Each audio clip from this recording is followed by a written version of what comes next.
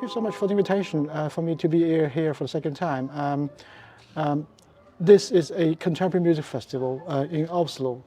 And could you tell something about the history of the festival and how it's formed? So Ultima was founded in 1991, so 35 years ago now, by 17 very important institutions in the Norwegian cultural life.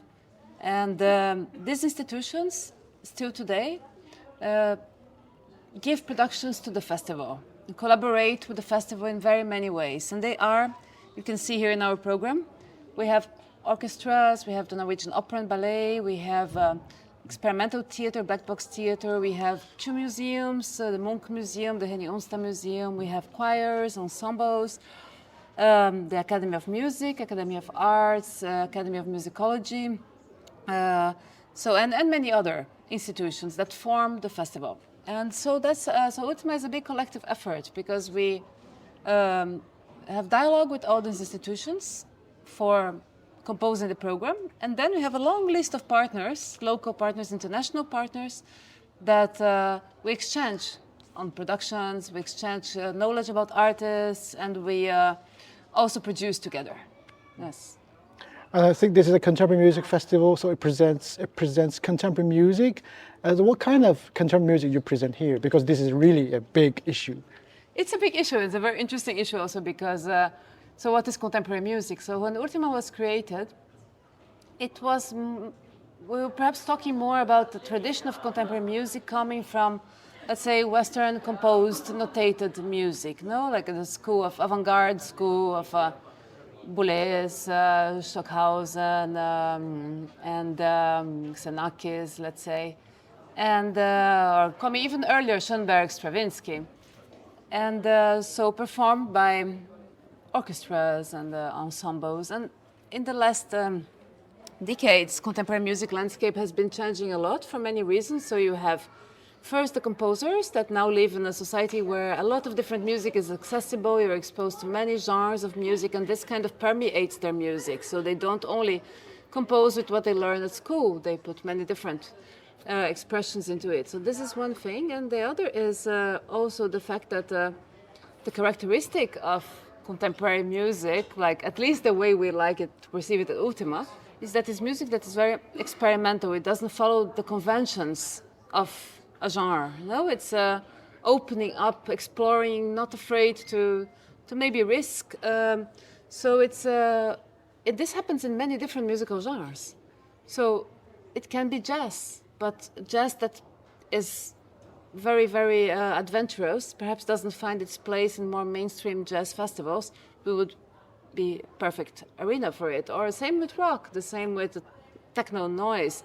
So its program becomes very broad, because we embrace all these expressions that are trying to say something new with means that are perhaps yet unexplored. So it's a very broad definition of contemporary music, right? And we still have orchestra concerts with notated music like you have experienced these days. And Stockhausen and composers that come from the history of the festival. It's heavy weather.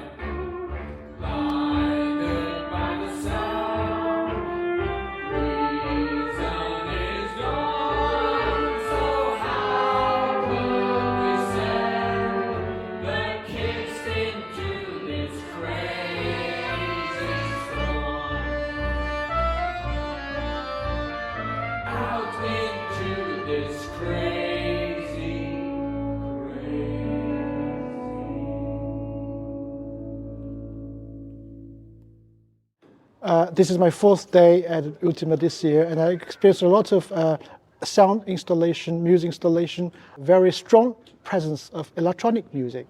Yes. Every concert I've been to has some electronic music involved.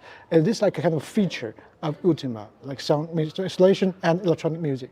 I don't know if it's the feature of Ultima or if it's a feature of the composition landscape today. Tonight there will be a solo piano concert by Christian Wallumrød, a Norwegian composer, and there will be also a very beautiful new piece for saxophone by Half-Erik Nyström that will be completely acoustic.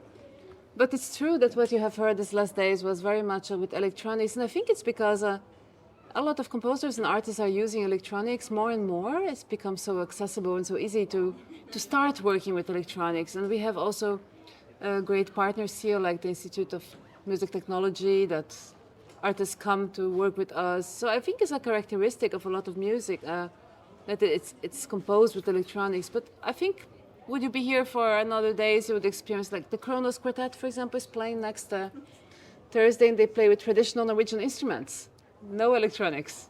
So there's a bit of everything. I think it's maybe a bit of a coincidence. I hadn't thought about this. So, interesting.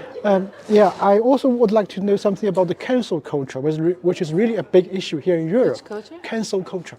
Yes. Yeah, because during this past several days, I talked to some Belgian delegates, Yes. and everybody was talking about that the Belgian festival in Ghent cancelled a concert by Munich Philharmonic because the music director of the Music Philharmonic happened to be the music director of the Israel Philharmonic. So because he's head of Israel Philharmonic, the concert was cancelled. And also there's a cancel culture of Russian artists, musicians here in Europe. So this is very political. So I want to ask, is this festival, the Oslo Ultima, political? Do you like take any political stand or statement during this difficult time? I think political statements are important, but I think boycott is not something that we at Ultima adopt. For instance, for many reasons. We have on Tuesday, this coming Tuesday, we have a concert with another ensemble from Belgium, featuring 2 works by Iranian artists and 2 works by Russian artists. And to program Russian artists nowadays, and especially in Norway, is not well seen by some institutions. On the other hand, Russia is an immense nation with also people that have things to say against what may be happening in the main political scene. And so this composer, for example, Alexander Kubayev, who is coming to show his pieces here, he has also moved away from his country and has something to say about the situation there through his music. And I think it's very important to keep the channels of communication open, because if we in the culture field just close the communication with the artists, then we will lose also the chance for things in the world to change, our new dialogues to start that can be productive. So, of course, one thing is institutional representation or connections with governments and the public, but we are dealing with artists directly and what the artists are saying. And sometimes artists are saying something that maybe we don't like to hear personally, but it's expressions that exist. And they can be on stage because the stage is a place to open for discussion. So we cannot just choose all that we like and all the opinion that we already have. You need to put opinions together. You need to put different musical expressions together to create discussion, and perhaps then a dialogue can be born. So I don't believe in boycotting cultures. I see very much the reasons why some institutions and some people would do so. But personally, and also on behalf of Ultima and the members of the foundation, I can very much say that there are other ways as well. And if an artist has something to say that is important and that matters, it doesn't matter where the artist is from. We will bring it to the stage and let the art speak by itself and the dialogue to be promoted. But of course, we are concerned about what these artists are. The artists have a private life, and some artists there's a public life, and there's also something to be looked at there.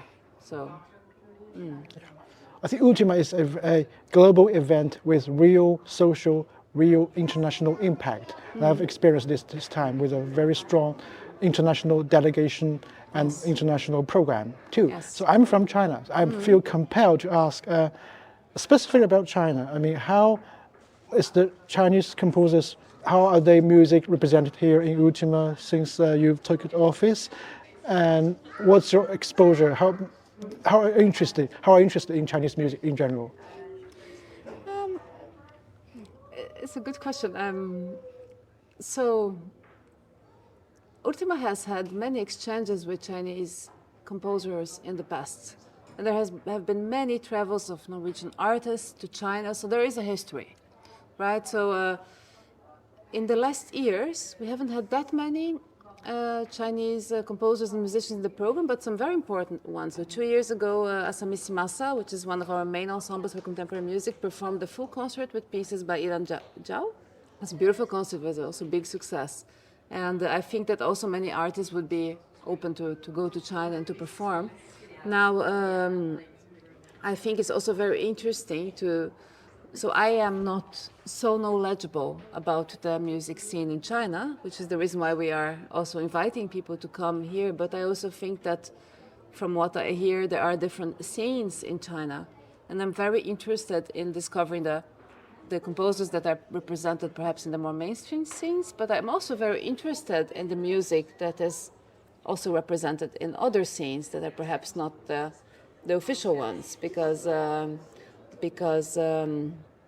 it's important to go find expressions, especially the situation in China is a country from what I know develops in many ways so rapidly, right, technologically and culturally. So I can imagine that there are so many interesting things to discover that we don't know. But I also know that there is a past of strong censorship and government control, right? And it's also important to take that into account and it would be interesting to actually show this history. So I'm interested in having an exchange where many of these discussions and talks and history come about through music. So. Well, thank you. I think that covers everything I want to ask. Yeah?